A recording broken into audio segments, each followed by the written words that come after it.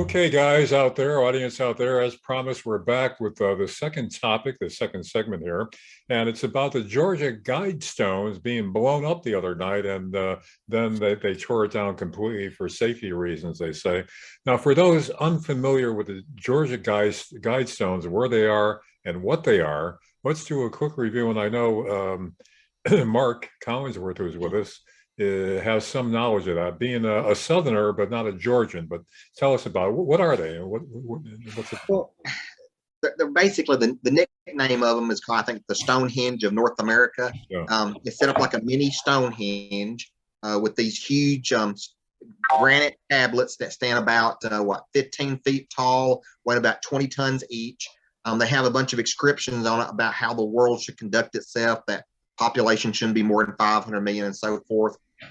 The stones are actually aligned, just like Stonehenge is, to certain stars, to certain, summer solstice, equinoxes and stuff like that. So it really is truly a Stonehenge of America. And the theory is, who built it and why they put it there, because it did cost a lot of money to build it and put it there. Yeah, it's a mystery, its origin. And John is with us cooking. But what makes it a mystery? I mean, who's allowed to put something up that big in a county without anyone knowing who it is? Yeah, I mean, it's according to local newspaper reports, a man who went by the name of Christian approached the stone quarry, and then a banker, and said that they wanted to build a monument. And then he revealed his real name to the stone quarry operator, who says he's going to take the secret to his grave. So nobody knows really about how it came about. But Rack, I know you've been following this kind of thing for years.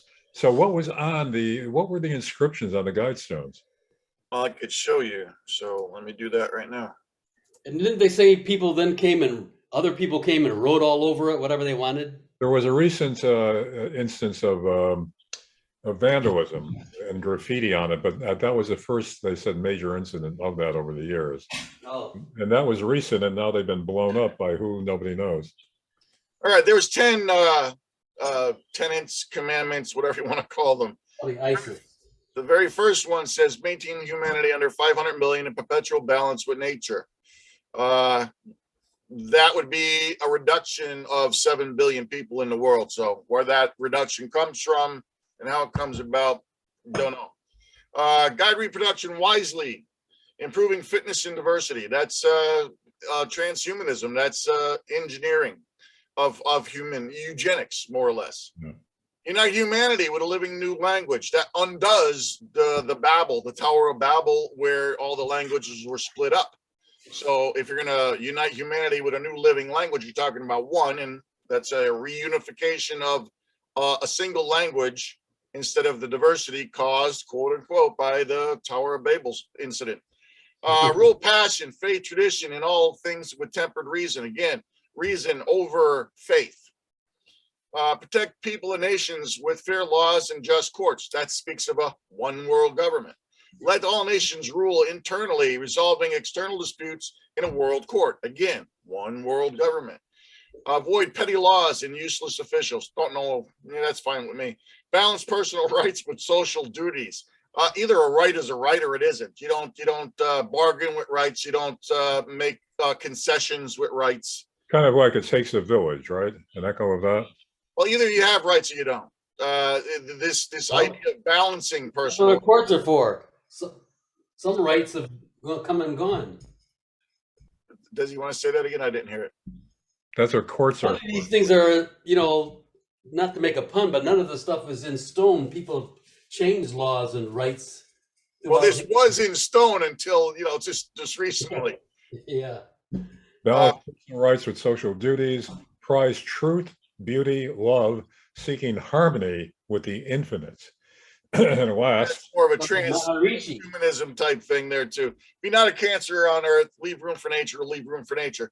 That implies that we haven't done that, and now they're gonna come in and do it. But Okay, now a key point here that I know Rack is anxious to expound on is this echoes what Rack and others have been saying for years about the impending new world order and how they want to bring that about. And the Guidestones were erected, what, in 1980? And everything on there seems to be the direction that the so-called new world order seems to be heading us towards. So, Rack, you see this as confirmation of the new world order, and it's yeah, let me blow your mind even further. Come on. The whole world, what we live in, basically comes down to a struggle between good and evil. You can take it back to a biblical reference, Adam and Eve and the snake in the garden, promising promises that he can't fulfill, of living forever and knowing everything and so forth. But that's what that monument is speaking of, to remove God, to replace it with human reason and thought and stuff like that. But it's essentially a struggle between good and evil. all right.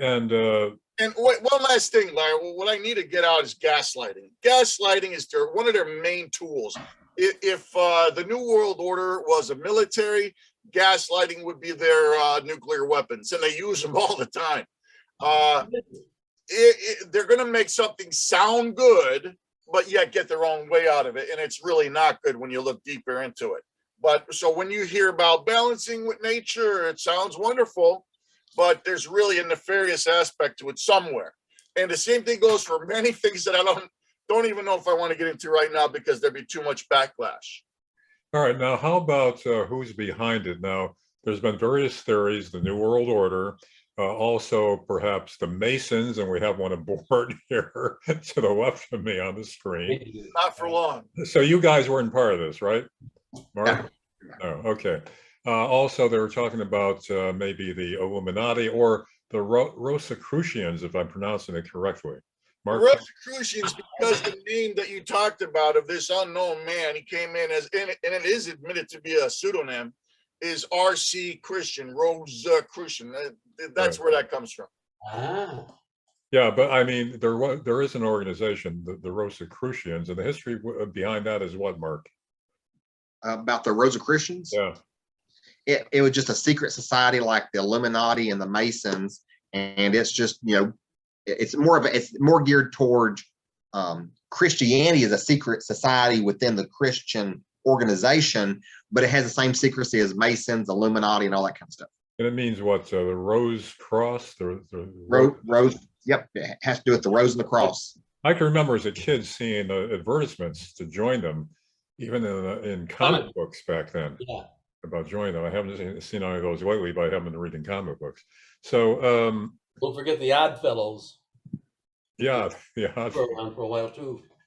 Well, I kind of want to throw a question out here to Rack real fast. One of the things I noticed about the explosion, it seems like, whoever did the explosion obviously either knew how to make explosives or get their hands on explosives. And it seems like they only targeted one specific pillar. It seemed like if you want to destroy all of them, you would put it in the center. I'm very curious to know which pillar they actually targeted, and is there any significance to that particular pillar they targeted to blow up? And I was wondering if Rack might know. I believe the one that they targeted was the English version one. So that's probably the reason that one was targeted. And as far as getting hands on explosives, especially around 4th of July, if you save up a few M80s or whatever, what you can make it. Matter of fact, they even sell the stuff that people used to shoot at distant objects and make them blow up. I forget the name of it. Is it thermite? No, it's not thermite. It's Thermite's an incendiary. But something like that. It blows up. All it takes is a shock from, say, a bullet, and the thing will blow up. And that has to be a powerful explosive. I mean, those stones weigh many tons. 20 tons. Each stone is 20 tons. And they were firm in the ground, so that had to be a powerful explosion. And what I don't understand is why they had to demolish the rest of it, since it was one stone that had the most damage. Did it destabilize the other stones as well? Then it must have been a very powerful explosion. Yeah, they were afraid of people getting hurt by going curiosity seekers or whatever. and then having something fall on them. So they figured just might as well take it all down for safety reasons. Well, I mean, unless there are plans to restore it, why take the other ones down? Just Well, it's not the government to restore, it's this Torn off this the area. individual. well, apparently it was transferred over to the township or the county, the land and the monuments. After whoever was behind it funded it and had it built, it was transferred indeed to the government, the local government, the way I understand it. So what they're going to do with it now, I don't know. I mean, I don't know if there's any more, if anybody's going to come forward with more funds secretly to provide the reestablishment of it, or if it's just going to be history now. Well, I mean, the only thing you can do here is speculate, and there is speculation in the opposite direction that the people that put it up are the ones that took it down. The reason being is because they don't want it written in stone somewhere that they have plans of reducing the world population by 7 billion. After all these years, or it was up. Who's gonna get them for that? Say again, John? Who's gonna get them because they said they wanted to reduce the population? Is there a people who are trying to keep them from doing that for some reason, to reduce the pro-population expanders, or what? Well, what I would I don't say, care what they said. Who would care 7 what they billion that are going to die probably don't want to die. Actually, only about 10% of them. There are all sorts of predictions and warnings about people dying in huge numbers for this or that Like reason. COVID or like or what are you talking Well, about? because the ecology, bombs, disease, you name it. Famine, food prices, food factories being destroyed, Yeah. stuff like that. Yeah, famine and food. Yeah. well, look, one explanation could be that if an organization is behind a new world order or whatever to bring about the destruction of contemporary society, to start anew, there's been a lot more attention in the media to that so-called plan by the new world order in recent years. So therefore, they don't want people to be convinced that it's coming, because then they may take action to prevent it. I mean, that could be one explanation of why they themselves would have blown it up, if indeed that's who blew it up. Or it could be just somebody who was against. We're just speculating here. Here Oh, we yeah. are.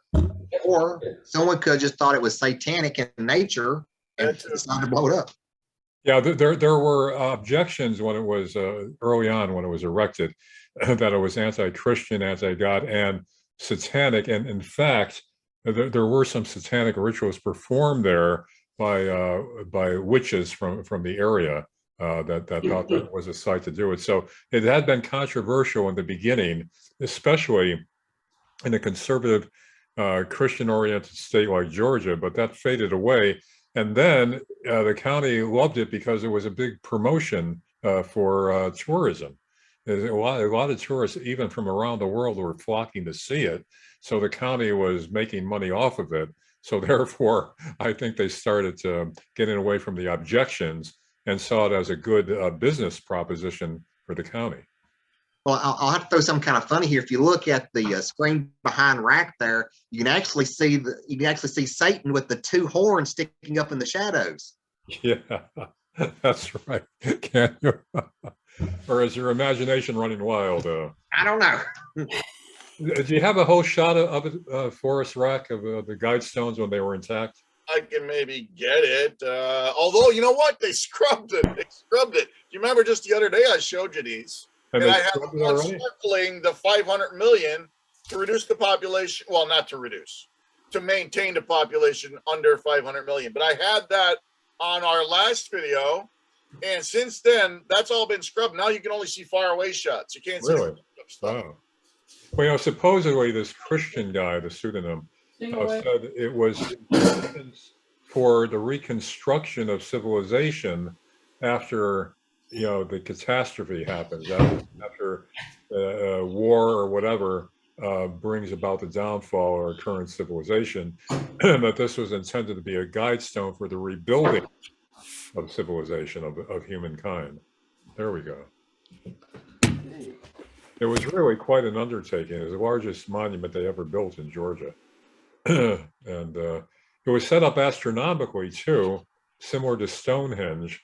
where you look through certain slots at a certain time of year. You'd see the solstices. You'd also see the time of day as the sun shone through certain slots. So it was well thought out. It was well planned, very well designed, and again reminiscent of the astronomical attributes of Stonehenge in England. So who was ever behind it knew what they were doing astronomically and in terms of history, in terms of the patterns of the planets and stars. And supposedly, the organization behind it was really into using these as a guide stone to the rebuilding of civilization. So again, civilization would have had to end. Again, I think this is going to renew interest in the New World Order, accusations against the so-called New World Order that they're about to bring in the destruction of society and the reemergence of the world the way they want it, the order that they want it in. Do you have anything else about this? So, Mark, you're telling us that the Masons were definitely not behind this, right? No, we had other plans on the schedule for last night. Like a party or what? Oh, we had this big monument set up that was going to set on fire. Was it a 40-foot owl or something like that? Yeah. Like Bohemian Grove? Yeah. All right, let me show something real quick since well, just for whatever. Let me know when you can see what's on my screen. Yeah. Well, we got a whole bunch of stuff there. Right. All right, so we've talked about the New World Order since we're heading in that direction with these Guidestones.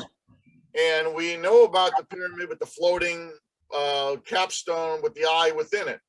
The eye is alluded to be the eye of Horus, the eye of God, the eye of Satan, the eye of whatever. Horus, I tend to lean towards, or one of those, or even Satan. Now, the extent of the New World Order, when I say it gets within everything. There are these things in media. You have actors, actresses, songwriters, singers, famous people, whatever, covering one eye. And I just happened to put this together at the last minute. I could have made more of these, but I just happen to remember that Star Wars has many posters out with, this is Harrison Ford with a laser gun or whatever over his eye, and whoever that is. And I'm not big on Star Wars, but as you can see, they're all covering the one eye. Okay. Now I've brought up other pictures similar to this, if I can get to them quick enough. Where this would be, low resources. Yeah, I knew I was gonna have problems. You have other movie posters and so forth doing the same type of thing. And the more time you spend, the more you can find. Let me continue with this one eye thing. You got the Pope. It's kind of small, but I'll blow it up. Doing the OK sign, which, by the way, let's see if I'm looking in the camera right. I don't know which way you can see it, but it's supposed to be a 666. Many people think it's a 666 OK sign. Let me continue with this real quick as a quick presentation. Obviously, I forget his name, but Kevin Spacey. Yeah, there you go. He's had trouble in a recent sort of past doing the same type of thing. And there are montages made of people doing this. And this goes basically, oh my God, there's so many of these, it's beyond coincidence. And if it ain't if it's not the OK sign, it's simply the covering of one eye. And what does this mean? I don't know, but I think it means something like this person is captured, and we're going to show you. For those that know, for those that don't know, they'll just think it's a fancy photograph and that's it. They won't know that this goes throughout the whole entertainment industry like this, with this many people. Let me continue on. It even goes back as far as Jimmy Stewart. I don't know when this picture was taken, but he's obviously young there. So we're talking like at least the 50s, maybe 40s, maybe even 30s. Let me continue. You got the environmentalist now, Greta Thunberg or something to that effect. Now she's got a shadow of a flower over her eye. Is that coincidence? Because if that's coincidence, then what is this picture of her? A shadow of her hand over her eye. Now, if that's coincidence, then what is this? Is this coincidence also? Her head covered in tar or something over one eye. Now, if that's coincidence, then what is this? Holding a chip in front of her eye. If that's I can continue. This goes on and on and on. If you did a search for actors, actresses, musicians, or whatever, somebody famous being in a posed photograph covering an eye, you do that search, actors covering eye, or actors Eye of Horus, or actors New World Order eye. You're going to come up with tons and tons and tons of these things. What does it all mean? I don't know. We're now in speculationville. I believe it's something like, yeah, we own this person. We got them now. They're under our control. And it's meant as a message to those other insiders that know what this means. Regular people just think it's a cool photograph. No big deal. But this is everywhere. I mean, I'm only giving you 1/100th of these type of pictures. Yeah. Well, I mean, there's a lot of speculation out there, and there's certainly a lot of things to consider. We caught that, Mark. Yeah, he was doing it. You see Yeah, him yeah. that. So, all right, guys, we'll wrap this up. We'll see what more information comes out about the Georgia Guidestones and whether they're going to be restored and whether anybody's going to come forward and fund it. So that's it for now. Thanks once again for joining us, and we'll see you soon with another, we hope, exciting and informative and important topic. Thanks for being with us. See you in a while.